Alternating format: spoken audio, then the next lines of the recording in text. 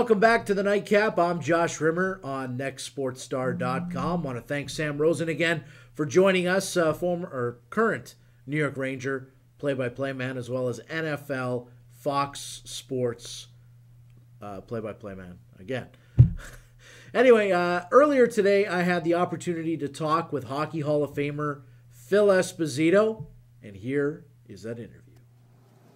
Joining us on the line right now, Tampa Bay Lightning radio analyst and Hockey Hall of Famer Phil Esposito. Phil, thanks for taking the time to be with us. My pleasure, Josh. Phil, got to ask you first off, did you at all think we'd have a new CBA at 5 a.m. on a Sunday morning, and how did you find out about that the strike was over, or the lockout, I should say? Well, I figured we were going to get a new CBA. I just didn't know when it was going to happen. I actually told some people, I think it was around Christmas time, I said, I think we'll be playing hockey by the 19th. And that's the last day they could do it to play 48 games. And knowing how Donald Fear negotiates and the way the owners with Bettman negotiate, you know it was going to come down right to the last possible time. Although I was shocked that the players didn't take the offer the owners gave them.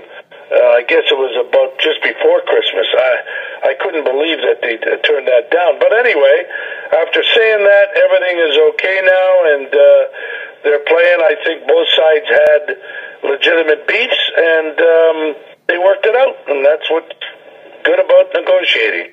Absolutely. And Phil, what did you do to keep yourself busy during the lockout? I did more than... listen, I just told a friend of mine, actually Wayne Cashman, I told him, he said, so you're back to work. I said, Wayne, doing this broadcasting is like a vacation compared to what I was doing. I was all over the place. I went to Russia 2 more times. I went to Vancouver on an appearance, went to New Brunswick for appearances, went to Toronto, of course, appearances. I've been all over this country to Los Angeles and making speeches and having and there were good times, but you got to travel. You got to get in a plane. You got to go. So now I can't do those appearances because I've got a job to do. And so for me, it's a vacation. I don't have to move. Phil, the big news coming out of Toronto last week was the firing of Brian Burke. Were you at all surprised when you heard the news? I was shocked that they did it when they did it. I wasn't shocked in a sense that he got fired and because the Leafs really haven't progressed that much. But I thought they would give him this year, as short in the year as it was. I thought they'd give him this year and see what would happen before they let him go. And I was kind of surprised.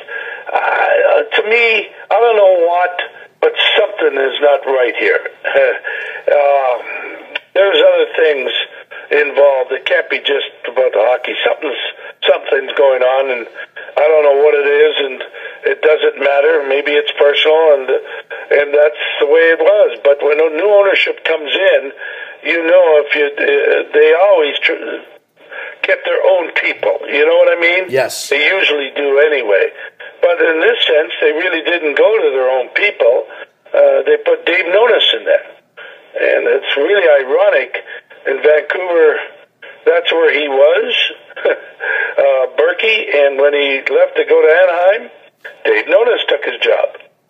So he comes to Toronto, he hires Dave Nonis, Berkey gets fired, Dave Nonis takes his job. It's really wild, isn't it? It sure is. And I know you're a big fan of Brian Burke, Phil. I know I've done radio shows with you in the past where Brian's been a part of it.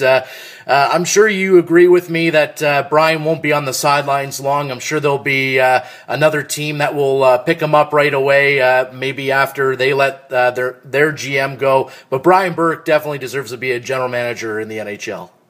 Well, yeah, so does Neil Smith. Yes.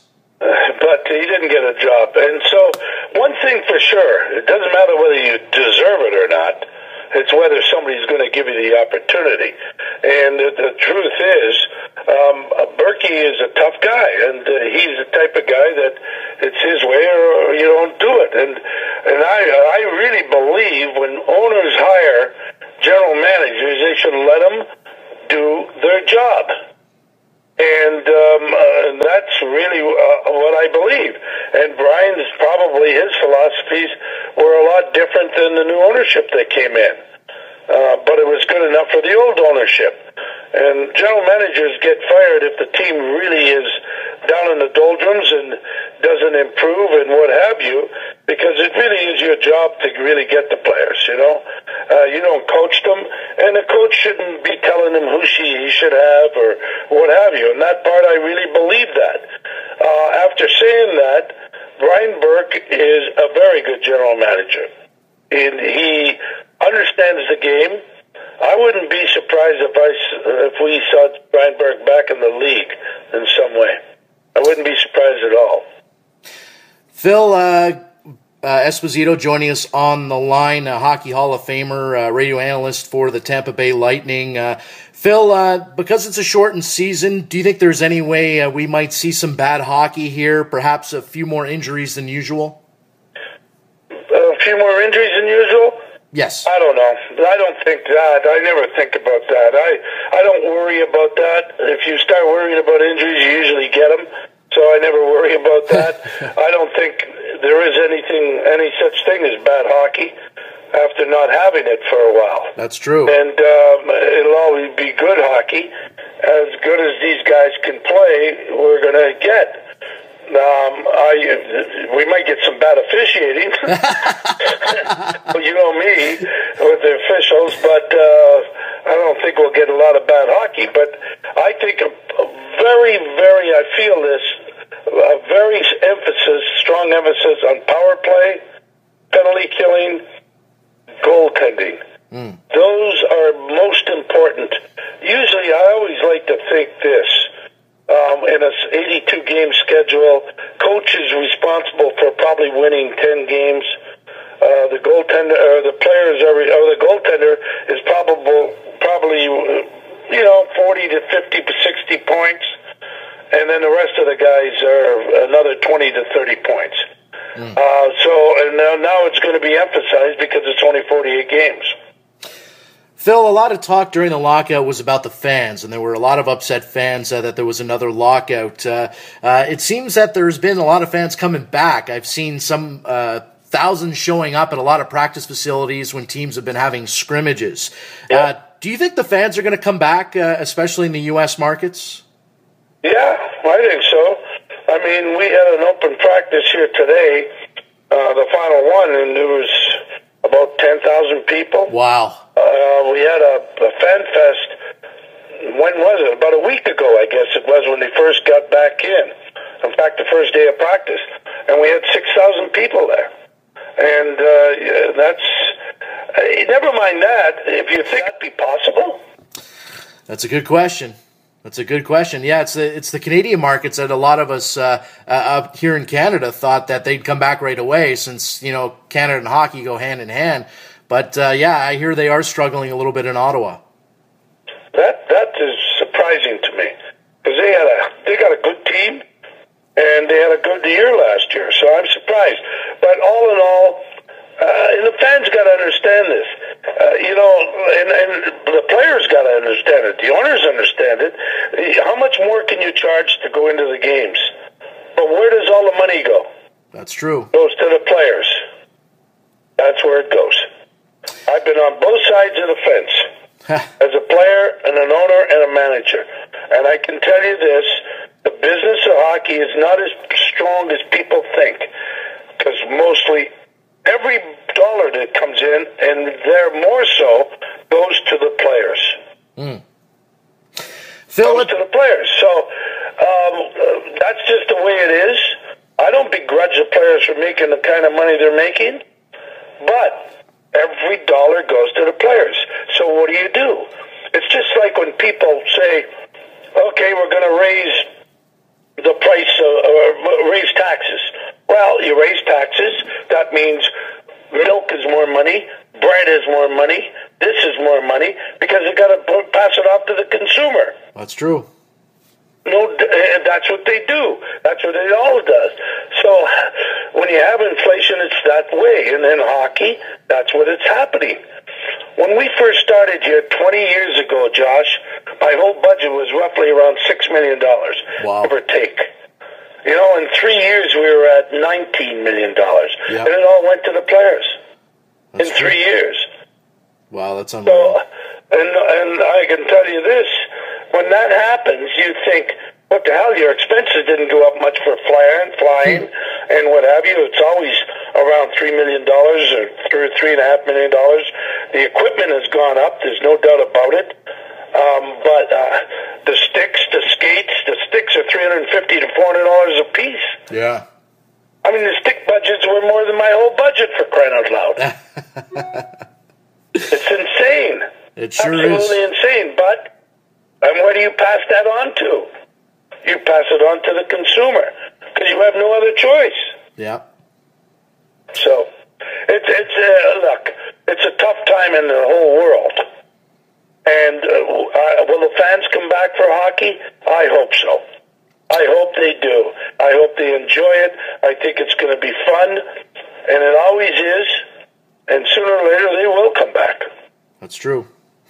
Phil, let's get to the Lightning. Steve Yzerman went out and improved his blue line in the offseason, bringing on Matt Carl and acquiring a pretty damn good goalie in Anders Lindback. What do you think about the moves that were made in the offseason? Steve addressed what the Lightning needed. They needed a tremendous amount of help in goal, and they needed a tremendous amount of help on defense. The forwards are fine, and they're going to score some goals. They always have and always will, but when you have the worst goals against average in the league last year, and there was no doubt in my mind, there was 10 to 15 points left on the table because of bad defense and bad goaltending. And you take that 10 or 15 points, and you end up first in your division. Wow. So Steve went out and addressed that. Will it make an impact? We hope so. Mm-hmm. But power play, man. Power play, penalty killing, special teams, shootouts. I think shootouts are going to be so important this year. And I'm one of these guys that doesn't like the shootout at all. I think there's no reason why you can't play a whole period of overtime. And if you don't score in that whole period, 4-4, I think 4-4, you're going to score because somebody's going to get a penalty. And then with the charter planes, it doesn't matter. And then if it's still a tie after 20 minutes, each team gets a point. It's all right. I agree with you 100%, Espo. What are your expectations for the Lightning this year, Phil? Well, of course, everybody wants them to make the playoffs down here. We all do. But, I mean, you look at our division, that Southeast Division, Carolina has really improved a lot. I think Ottawa's a good team. Winnipeg's a good team. Washington's terrific. And the Panthers won the division last year. Yeah. So it's going to be very, very, very competitive. But every division is. And it's the people that I think have the least amount of injuries and who has the better power play.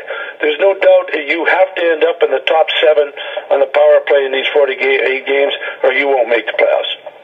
Phil, one final question for you. Really appreciate you joining us as well. Who are you picking this year to come out of the East, and who are you picking to come out of the West? Well, I got 2 teams in the East. I've been torn between New York, Boston, Pittsburgh. I've been torn between those 3 teams. But I got a feeling this is the Rangers' year. I think Nash, and with their goaltending and their defense, I think this is their year to come out of the East. So I think they will beat Boston and Pittsburgh out, although it's going to be a very, very difficult time. And in the West, I don't know, a lot of people think Los Angeles, and I believe that if Vancouver does not trade Luongo, they will come out of the West. Really? Yep. Wow. Well, Phil, I really appreciate the time. Always love hearing your insight. All the best to you. Hockey's starting tomorrow, and everyone's excited. And thanks so much for taking the time. Okay. You take care. Thank you, Phil. You, Josh. Sounds good. Bye. Bye. That was Phil Esposito joining me earlier in a pre-taped interview. Interesting thought by Phil Esposito that if the Vancouver Canucks don't trade Roberto Luongo, they will come out of the West.